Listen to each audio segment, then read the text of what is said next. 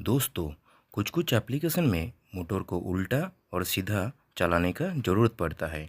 इसीलिए ये ज़रूरत पूरा करने के लिए रिवर्स फॉरवर्ड स्टार्टर को लाया गया। इसीलिए रिवर्स फॉरवर्ड स्टार्टर का पावर डायग्राम आज सीखेंगे।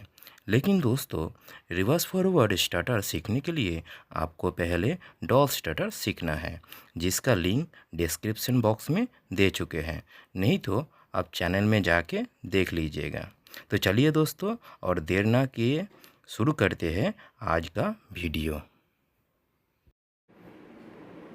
दोस्तों, वीडियो थोड़ा लेंदी हो जाएगा, इसलिए आपके लिए रिवर्स फॉरवर्ड का पावर डायग्राम रेडी करके रखे हैं। और सिंबल तो आपको पता ही होगा, जो कि आप लोगों को पहले वीडियो में दिखा चुके हैं। तो चलिए देखते हैं रिवर्स फॉरवर्ड का पावर डायग्राम कैसे काम करता है।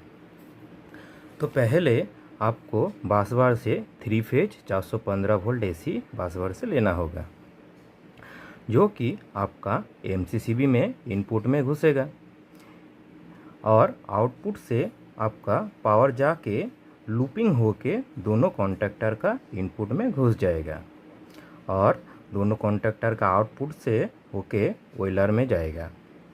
अब ऑयलर से होते हुए आपका जाएगा मोटर का टर्मिनल में UVW। अब दोस्तों, ध्यान देने वाली जो चीज़ है, आपको यहाँ पर ध्यान देना होगा, जो कि बहुत इम्पोर्टेंट है। देखिए, यहाँ पर जो जो फेज गया है एकदम सीधा वैसे ही घुसा है। ये हो गया आपका फॉरवर्ड डायरेक्शन में घूमेगा। लेकिन रिवर्स करने के लिए आपको दो ठो फेज को इंटरचेंज करना होगा, फेज सीक्वेंस चेंज करना होगा, नहीं तो आपका मोटर उल्टा रोटेशन में नहीं घूमेगा। इसलिए देखिए, एक तो आपका रेड फेज जाके रेड फेज के साथ घुसा है, लेकिन ये दोनों आपको चेंज करना होगा।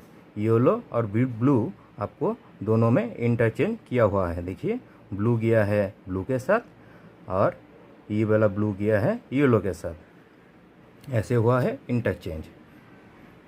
तो अब दोस्तों, ये हो गया आपका रिवर्स फॉरवर्ड का पावर डायग्राम। अब करेंगे हम लोग कंट्रोल डायग्राम।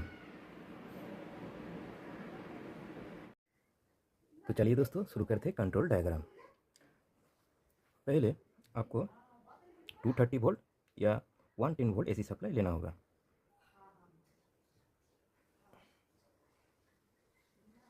230 volt AC.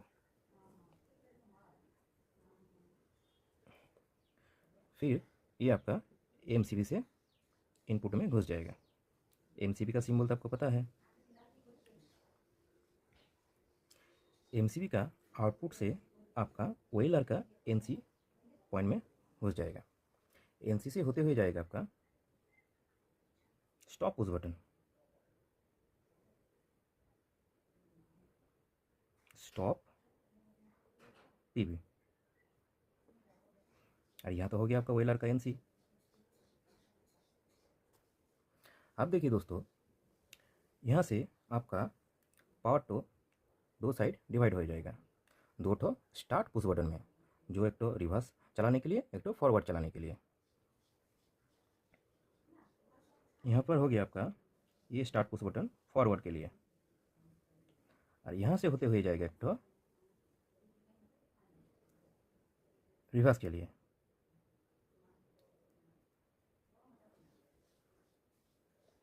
अब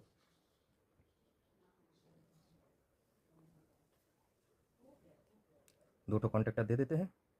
ये हो गया आपका फॉरवर्ड कॉन्टैक्टर, ये हो गया आपका रिवर्स कॉन्टैक्टर। लेकिन दोस्तों, अभी यहाँ पर एक तो आपको इंटरलॉक देना होगा। इंटरलॉक मतलब अब जब फॉरवर्ड कॉन्टैक्टर को चलाएंगे तब रिवर्स कॉन्टैक्टर नहीं चलना चाहिए, और जब रिवर्स कॉन्टैक्टर को चलाएंगे तो फॉरवर्ड कॉन्टैक्टर नहीं चलना चाहिए। इसलिए आपको इंटरलॉक करना पड़ेगा। तो इंटरलॉक कैसे करते हैं, देखिए, जब स्टार्ट पुश बटन से पावर तो इधर तक आएगा, तब यहाँ से आपको रिवर्स कॉन्टैक्टर का एनसी से होते हुए लेके आना है फॉरवर्ड कॉन्टैक्टर में, क्योंकि जब रिवर्स कॉन्टैक्टर ऑन होगा तब उसका एनसी एनो हो जाएगा, और एनो हो जाएगा तो नॉर्मली ओपन हो जाएगा। जो को आपको पहले हम बोल दिए थे पहले वीडियो में, तो ओपन हो जाएगा तो यहाँ पर पावर नहीं मिलेगा, और पावर नहीं मिलेगा तो फॉरवर्ड कॉन्टैक्टर नहीं चलेगा। इसलिए हम लोग ऐसे इंटरलॉक करेंगे। जैसे फॉरवर्ड को यहाँ से लेके यहाँ पर देंगे, वैसे ही रिवर्स का पावर फॉरवर्ड का एनसी से लेते हुए यहाँ पर देंगे। तो चलिए एनसी से लेते हैं। ये हो गया आपका रिवर्स का एनसी ब्लॉक से इंटरलॉक कर दिए हैं।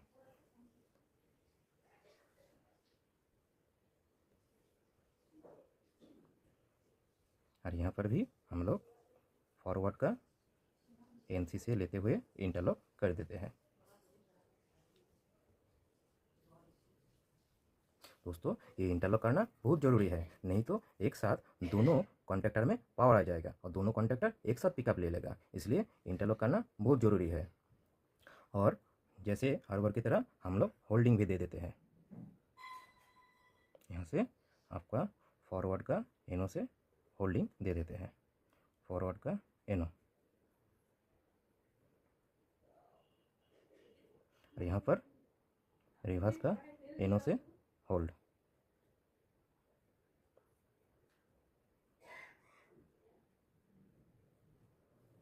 चलिए आप देखेंगे हम लोग कैसे इंडिकेशन का पावर देते हैं।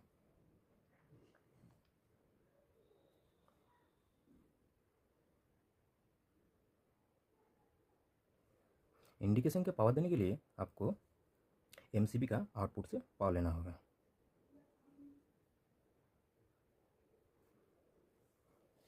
आप दोस्तों देखिए,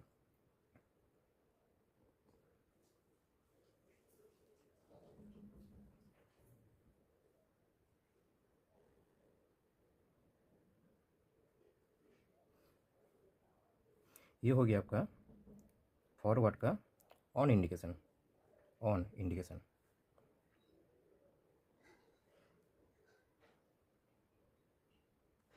ये हो गया आपका रिवर्स का ऑन इंडिकेशन।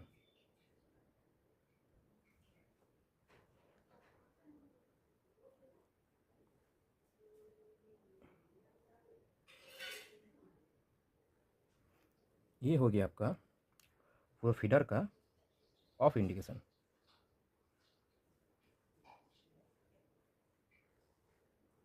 और ये हो गया ट्रिप का इंडिकेशन।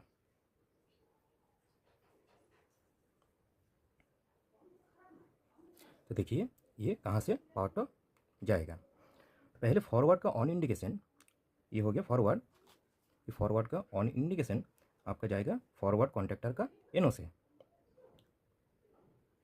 क्योंकि जब फॉरवर्ड कॉन्टैक्टर पिकअप लेगा तब एनो एनसी हो जाएगा और ये इंडिकेशन ग्लो करेगा। वैसे ही आपका रिवर्स का भी होगा।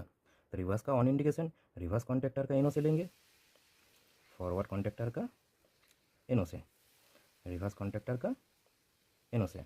अब ये हो गया ऑफ इंडिकेशन। तो ये दोनों कॉन्टैक्टर का सीरीज होके जाएगा आपका ऑफ इंडिकेशन में, मतलब एनसी से होते हुए जाएगा। इसका एनसी से होते हुए जाएगा, इसका एनसी से होते हुए जाएगा आपका ऑन इंडिकेशन में। पहले फॉरवर्ड का एनसी से, फिर रिवर्स का एनसी से। और ट्रिप तो आपको पता है व्हीलर का एनओ से होते हुए ट्रिप इंडिकेशन में जाएगा। अब चलिए सबको न्यूट्रल देके पूरा सर्किट कंप्लीट कर देते हैं। यहाँ से ले लेते हैं न्यूट्रल।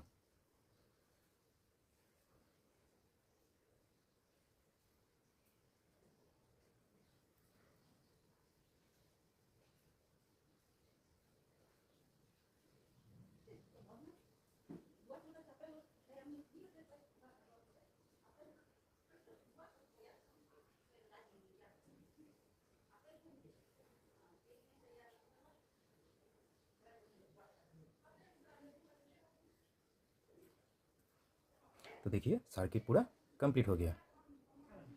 तो चलिए और एक बार समझ लेते हैं। पहले एसी आपका एमसीसीबी का इनपुट में घुसा, एमसीसीबी का आउटपुट से आपका व्हीलर में, व्हीलर का एनसी से होते हुए जाएगा आपका stop push button, stop push button से होते हुए आपका पावर तो दो ठो डिवाइड में भाग हो जाएगा। एक तो हो गया आपका फॉरवर्ड में, एक तो हो गया आपका रिवर्स में। अब इंटरलॉक हो गया। इंटरलॉक होने के बाद आपका फॉरवर्ड रिवर्स कॉन्टैक्टर में चला गया, आपका पूरा सर्किट कंप्लीट हो गया। तो ये हो गया आपका दोस्तों कंट्रोल डायग्राम। अब इसका बाद करेंगे पावर कंट्रोल एक साथ आपका एनिमेशन में। थैंक यू दोस्तों।